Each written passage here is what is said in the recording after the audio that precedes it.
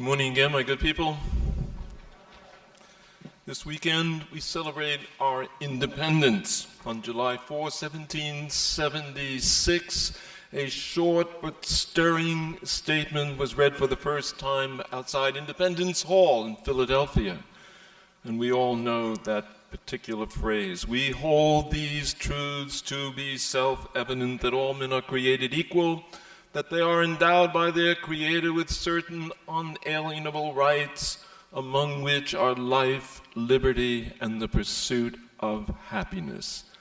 And no American document has had greater impact on the wider world. And so, as we celebrate the 239th anniversary of the Declaration of Independence, I hope my math is correct, 239th anniversary, let us give thanks to God for our many blessings.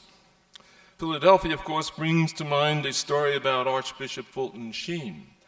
He was scheduled to speak in the Philadelphia town hall and decided to walk.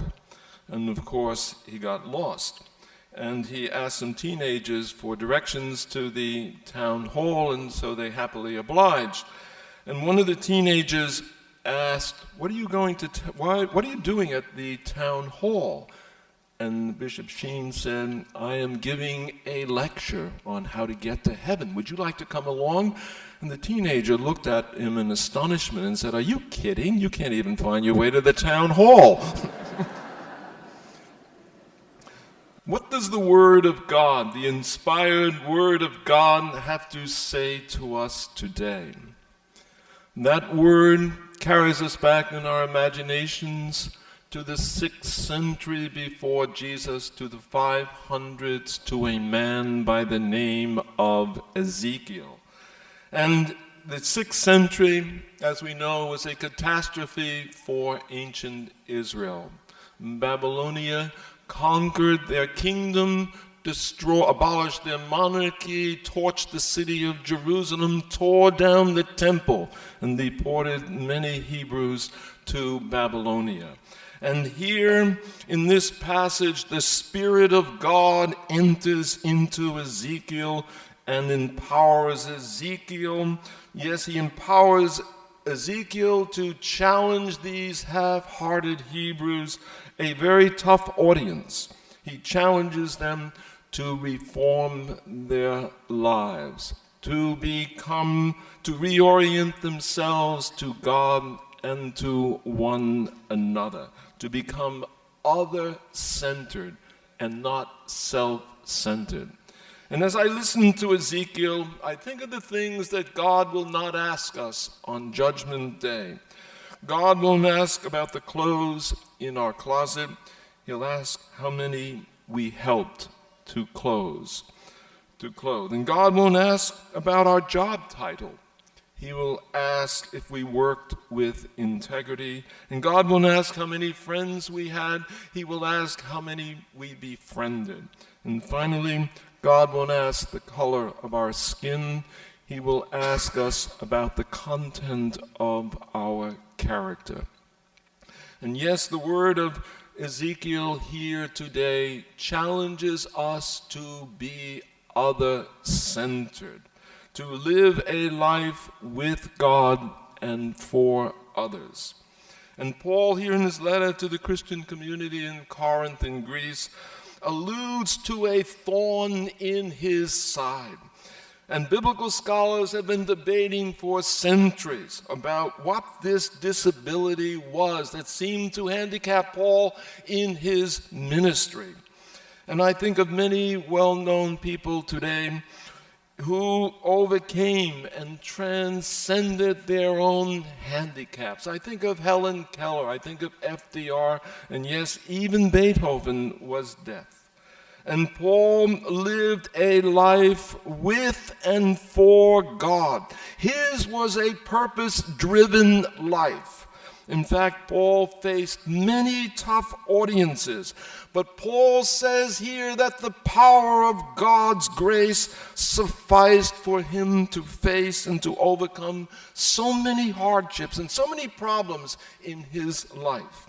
He is even grateful for this disability. And why is he grateful? Because Jesus is his model par excellence. He was powerless on the cross, and yet he burst through that tomb all powerful and into a new heavenly reality. And that new heavenly reality, we believe, is ours as well. And in the gospel, according to Mark, here again, the Spirit of God enters into Jesus and empowers him to speak to a tough audience, his own relatives and friends at Nazareth. But they reject him. Who is he? Isn't he one of us, a carpenter? And Jesus here says he is amazed at their lack of faith or trust in God. Ezekiel, Paul, and Jesus all spoke to tough audiences that sometimes were downright hostile. And all three must have been disappointed when their audiences seemed to turn themselves and their message off. Yes, they must have felt misunderstood, underappreciated, disheartened, and at times depressed. And so I'd like to focus very briefly today upon depression. Depression strikes most of us in some form at some point in our own lives. But how do we deal with depression and make it work for us instead of against us? First of all, I'm talking here about occasional, minor, normal depression, not severe, ongoing, debilitating depression. When depression is severe and ongoing, we need professional help at once. But depression is sometimes a temporary occurrence. For no apparent reason, we feel blue, out of sync, and unable to motivate ourselves. And I think of three basic forms of depression. One form occurs when our chemical balance is out of whack. Professionals can help us manage this imbalance with medication. And that's why a good physical exam is always helpful in addressing depression. A second form of depression is caused by something outside ourselves. It's a loss that affects our well-being. For example, the death of a parent or spouse or a child, a divorce, a retirement, an empty nest when all the children are gone, the end of a relationship, unemployment. Time generally heals depression due to loss, and support groups are invaluable in dealing with loss, and there are many available in the community and even in this parish. For example, we have bereavement ministry.